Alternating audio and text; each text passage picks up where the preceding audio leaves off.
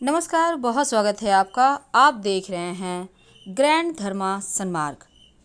इस बार की अमावस्या बहुत ही दुर्लभ और बहुत खास है और इस अमावस्या के दिन पितृदोष से मुक्ति पाने के लिए जीवन के हर कष्टों से, चाहे शत्रु विरोधी परेशान करे या फिर जीवन में आपकी कुंडली के तमाम ग्रह ही क्यों न बिगड़ गए हों, उनसे मुक्ति पाने के लिए प्रयोग किए जाएंगे और उसके फल भी मिलेंगे।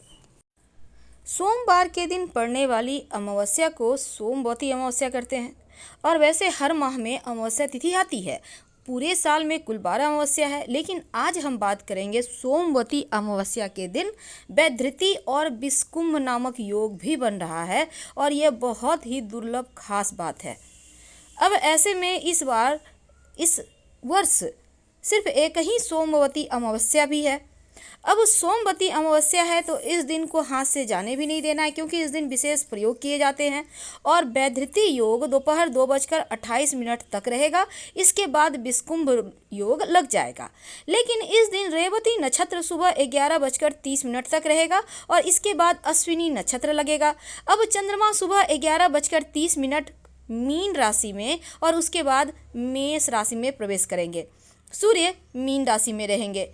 जब विषकुंभ योग लगता है ना, तो ज्योतिष शास्त्र में इस योग को विष से भरा हुआ घड़ा माना जाता है, इसीलिए इसका नाम विषकुंभ योग है।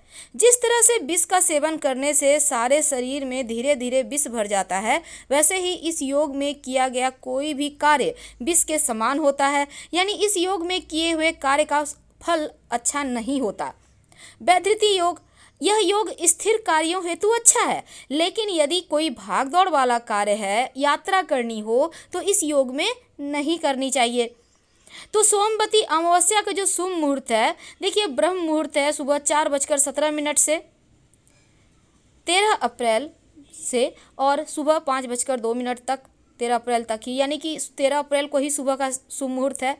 इसके बाद अभिजीत मुहूर्त है सुबह 11:44 से दोपहर 12:35 तक। विजय मुहूर्त है दोपहर 2:17 से शाम 3:07 तक।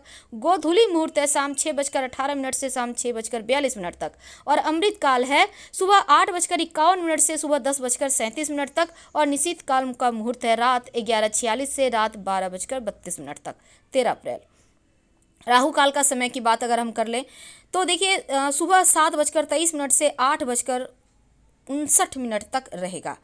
अब यह सोमवती अमावस्या जो है, मान्यता है कि सोमवती अमावस्या के दिन व्रत रखने से भक्त की सभी मनोकामनाएं पूर्ण होती है और इस दिन पितरों का तर्पण भी किया जाता है। ऐसा करने से व्यक्ति को पितरों का आशीर्वाद प्राप्त होता है और सोमवती अमावस्या के दिन पीपल के पेड़ की अगर परिक्रमा की जाए तो बहुत ही शुभ फलदायी माना जाता है। मान्यता है कि पीपल के पेड़ में देवी देवताओं का वास होता है, ऐसे में उनकी पूजा करने से सभी देवी देवता प्रसन्न होते हैं, घर में सुख शांति और समृद्धि बढ़ जाती है। तो सोमवती अमावस्या बहुत ही दुर्लभ और शुभ संयोग के साथ आ रहा है। इस दिन विशेष प्रयोग भी किए जाएंगे। तो आइए जानते हैं विशेष प्रयोग के बारे में, कैसे अपने मनोकामनाओं की पूर्ति के लिए विशेष प्रयोग करेंगे। देखिए इस अमावस्या के दिन, चूंकि सोमवार के दिन अमावस्या है, तो शिवलिंग पर कच्चे दूध और दही से अभिषेक करें। इसके बाद काला तिल अर्पित करें तो आपके जीवन के तमाम कष्ट दूर होते हैं। और इसके साथ ही आप अगर चाहें तो शिवलिंग पर कच्चा दूध, दही, साथ में शहद मिलाकर अगर शिव जी का रुद्राभिषेक करें तो आपके बिगड़े हुए काम भी बन जाएंगे। और इस दिन, चूँकि सोमवती अमावस्या के दिन पितर देवों के निमित्त विशेष प्रयोग किए जाते हैं, तो पीपल के पेड़ में भी जल अर्पित करने का विधान है। जल में काला तिल, चीनी, चावल, पुष्प, सफ़ेद पुष्प डालकर ओम पितृभ्य नमः मंत्र का जप करते हुए जल अर्पित कर दें, तो यकीनन पितर देवों का आशीर्वाद भी मिलता है। इस दिन और भी ज़्यादा विशेष प्रयोग होते हैं, लेकिन आज शत्रु से मुक्ति पाने के लिए वो कौन से प्रयोग हैं जो सोमवती अमावस्या के दिन किए जाएं तो परेशानी खत्म हो। देखिए हम बार बार आपके सामने हर एक एपिसोड में जब भी हम कोई टॉपिक रखते हैं तो आपको एक छोटा सा प्रयोग ज़रूर बताते हैं, क्योंकि हमें पता है हर कोई परेशान है, हर कोई के जीवन में कोई ना कोई दुश्मन लगा हुआ है। आपके अपने हुई हो सकते हैं, पराए तो दुश्मन हैं ही, लेकिन ये भी एक सच बात है कि जो जितना करीब है वो उतना ही जलता है। अब ऐसे में एक छोटा सा प्रयोग करें, बिना कोई हानि पहुंचाए शत्रु को, उसकी बुद्धि को ही आप बदल देंगे। अगर आपको लगे कि घर परिवार में कोई शत्रु है, बहुत शत्रुता रखता है, आपसे, खासकर जो महिलाएं हैं वो भी परेशान हैं, पुरुष तो परेशान हैं ही, क्या करेंगे। इस सोमवती अमावस्या के दिन सारे दिन में रात तक में कभी भी, यानी कि देखिए रविवार के दिन सारा दिन है आपके पास, और सोमवार की सुबह, चूँकि उदया तिथि में अमावस्या है तो इस दिन भी पूरी रात आप ये प्रयोग कर सकते हैं, नहीं तो रविवार यानी 11 अप्रैल की रात में भी प्रयोग कर सकते हैं। क्या करेंगे, आपको चाहिए होगा भोजपत्र। अगर भोजपत्र ना मिले तो सफ़ेद कागज़ ले लें, मैथ वाला कागज़। आपको चाहिए होगा अनार की कलम, अगर ना मिले तो बेलपत्र का डंठल ले लें। इसके साथ चाहिए शहद, वो हर हाल में चाहिए। और चाहिए आपको अष्टगंध। अष्टगंध मार्केट में मिल जाएगा। चूँकि अष्टगंध का आपको, इसके बदले में हम आपको कुछ नहीं कहेंगे, लेकिन अगर फिर भी ना मिले तब आप कुमकुम का प्रयोग कर लीजिएगा। अब क्या करेंगे, भोजपत्र पर ये जो आप अष्टगंध है उसको हल्का सा पानी में गीला करें, अनार की कलम से उसको भोजपत्र पे उसको लगा लगा कर अपने शत्रु का नाम लिखें। जितने शत्रु हैं सबका नाम लिख दें। अब मान लीजिए सफ़ेद कागज़ है, बेलपत्र की डंठल है, तो उसी तरह से आप लिखें, यानी अनार की कलम की जगह बेलपत्र का डंठल यूज करें। लिखने के बाद शहद की जो शीशी है उसमें इसको 7 बार इस कागज़ को या भोजपत्र को मोड़िएगा 7 बार, और इसके बाद मन में कामना करते हुए उस शहद की शीशी में एकदम अंदर डुबो दें, और इसको संभाल कर कहीं ऐसे जगह रख दें कि युगों युगों तक पड़ा रहे, या फिर कहीं मिट्टी में दबा दीजिएगा। शत्रु चाह कर भी आपका बुरा नहीं कर पाएंगे। अब मान लेते हैं आप बहुत परेशान हैं, आप चाहते हैं क्विक रिजल्ट मिले, तब एक छोटा सा प्रयोग करें।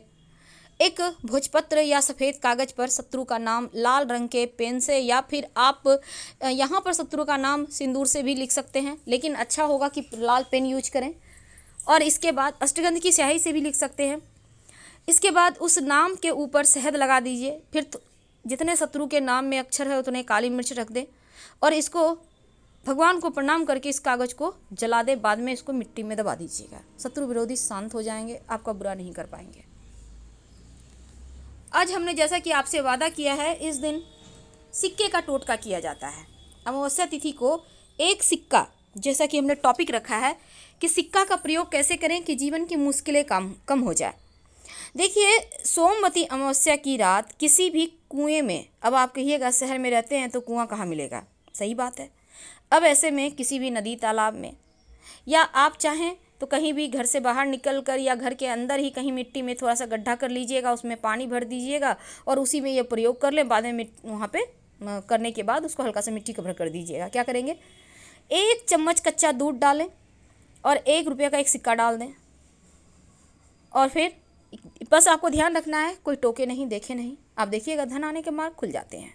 दूसरी बात, अमावस्या तिथि की रात में सोने के पहले 1 रुपये का एक सिक्का ले लें, और अपनी लंबाई के इतना बराबर आप एक धागा ले लें, लाल धागा। अब इसको अपने तकिए के नीचे रख कर सो जाएं। अगले दिन ये सिक्का पास के किसी मंदिर में दान पेटी में डाल दें, या आप कहीं भी किसी पीपल के नीचे भी रख सकते हैं। और जो धागा है उसको भगवान के पास जाकर अर्पित कर दें, शिव जी के मंदिर में अर्पित कर दें। आपके जीवन के हर कष्ट मिट जाएंगे, जीवन की तमाम परेशानियां समाप्त हो जाएगी।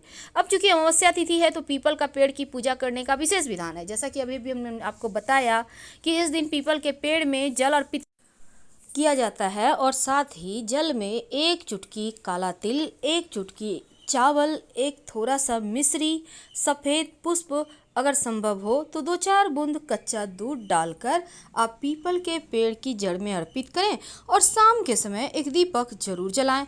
पीपल के पेड़ के नीचे सरसों के तेल का दिया होगा, और उसमें 2-4 दाने काली उड़द के या काले तिल के डालिएगा। चूँकि इस अमावस्या के दिन मान लेते हैं आपके घर के आसपास पीपल का पेड़ नहीं है, तब अपने घर के मुख्य दरवाजे के बाहर सिर्फ सरसों के तेल का दिया जला दें तो जीवन के कष्ट मिट जाएंगे। फिलहाल आपसे विदा लेते हैं। जानकारी अच्छी लगे तो लाइक कर सब्सक्राइब करें। हर हर महादेव। धन्यवाद।